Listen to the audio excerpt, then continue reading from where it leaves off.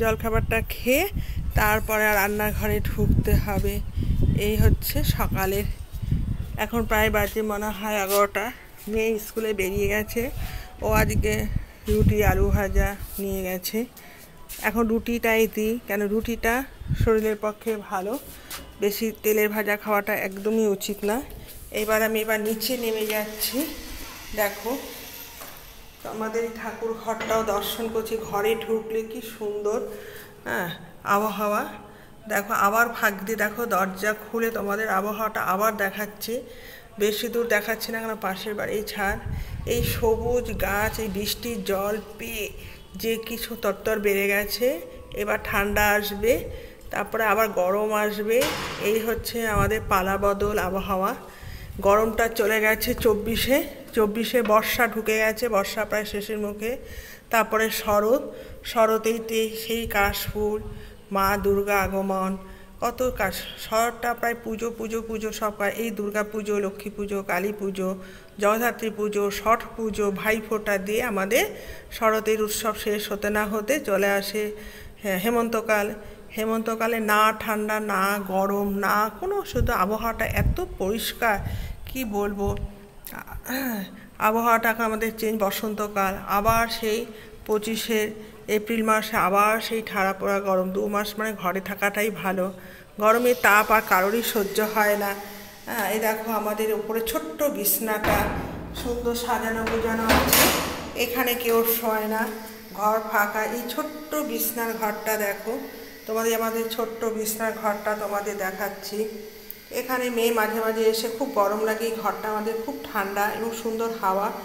তাই জন্য মেয়ে এই সাইকেলটা চালায় না। এটা হচ্ছে ওর স্কুল থেকে পেয়েছে, তোমরা জানো সবুজ সাথী স্কুল থেকেও একটা সাইকেল পায়।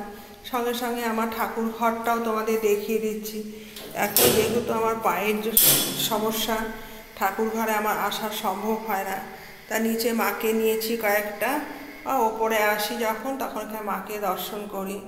এই সুন্দরী ঠাকুর ঘরটা এখন বয়স হয়ে গেলে না সত্যি ওঠা যায় না, কিন্তু মা আছে মাথার ওপর। মা আমাদের সমস্ত রকম যা কিছু ভুল টুটি যা হয় মায়ের কাছে আসি। মার কাছ থেকে একটু বসে যদি চুপচাপ 10 মিনিট টাইম নিই, খুব ভালো লাগে। মাঝে মাঝে এই ঘরটায় আসি মায়ের দর্শন করতে। এখানে মা কালী, গণেশ, লোকনাথ বাবা, সরস্বতী, লক্ষ্মী সব ঠাকুর। দেখো আমার ওপর থেকে নিচ পর্যন্ত সব ঠাকুরে পরিপূর্ণ। দেখেছো? এই ঠাকুর ঘরে আসলে দেখবে যার মন খারাপ হবে সঙ্গে সঙ্গে মায়ের কাছে চলে আসবে। এই মাই আমাদের মনটাকে যখন ভার হয়ে যায়, মায়ের কাছে যখন বসি মনে হচ্ছে অনেকটা হালকা পায়। সঙ্গে এই দরজাটাও খুলে দিই আর সুন্দর প্রাকৃতিক হাওয়া আসে। এখন আমি দরজাটা আটকে দিয়েছি।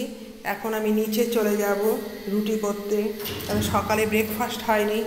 এবার একটা করে সিঁড়ির থেকে আমি নেমে যাচ্ছি। এই সিঁড়ির থেকে নামা ওঠা, 3তলা ছাদে উঠে মায়ের পুজো করা যে কত কষ্ট। এই জলটা যেহেতু ঠাকুরের জল, সামনেই আমাদের গঙ্গা। অনেকে বলে গঙ্গা জল এনে তো পুজো দিতে পারো। আজ গঙ্গা জলে যে এত পবিত্র, সকলের টয়লেটের জল যখন জলে এসে পড়ে, আর ওই গঙ্গার জল দিয়ে মাকে আমি পুজো দিতে একদম পছন্দ করি না। বলছো ফিল্টার করা জল আমার নিরামিষভাবে থাকে। এই দেখো আমার বেসিনের ডিজাইনটা দেখো কি সুন্দর, ডলফিনগুলো। ডলফিনে দেখেছো? ডলফিনের স্টাইলটা কি সুন্দর, তাই তোমাদের সাথে একটু শেয়ার করলাম। এই দেখো আয়নার সাথে তোমাদের আমি আমার দেখো সারাদিন কি করি এই চলছে আমার। এইবার আমার ঘরগুলো পরিষ্কার পরিচ্ছন্ন রয়েছে। আজকে ভাবছি আর ঘর ঝাড় দিতে হবে না, যেহেতু ওপরে ঘর আমার রোজ আসা সম্ভব নয়।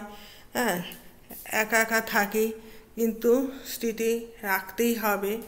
সব ঢেকে ঢুকে রেখে দিয়েছি, ঘরে সমস্ত কিছু আমার ঢেকে ঢুকে রেখে দিয়েছি। আমার রান্নাঘরটার অবস্থা দেখেছো? এই রান্নাঘরে ওপরে এসে আমি রান্না করি কখন? শীতকালে এসে রান্না করলে কি হয়, নিচে যেহেতু খুব ঠান্ডা, এর জন্য আমি ওপরে আসি, এসে রান্না করি। শীতকালে থাকি ওপরে আর গরমকালে থাকি নিচে। এই যে আমার টিভিটাও এখন ঢেকে রেখে দিয়েছি, যেহেতু নিচে টিভি। এই দেখো সমস্ত ঢেকে ঢুকে রেখে দিয়েছি। এই হলো আমার সকাল থেকে আর আমার বাথরুমের টয়লেটটার অবস্থা দেখো, টয়লেটটাও কি সুন্দর, টয়লেটটাও তোমাদের সঙ্গে শেয়ার করে দিলাম। টয়লেট ফালেট সব ওপরে করা আছে, কিন্তু আমার উঠে কাজ করতে পারি না, পায়ের যন্ত্রণা। সঙ্গে থেকো, এই অবধি তোমাদের শেয়ার করলাম আজকে সারাদিনে। এবার রান্নাঘরে রান্না করতে যাব, তোমরা সঙ্গে থেকো।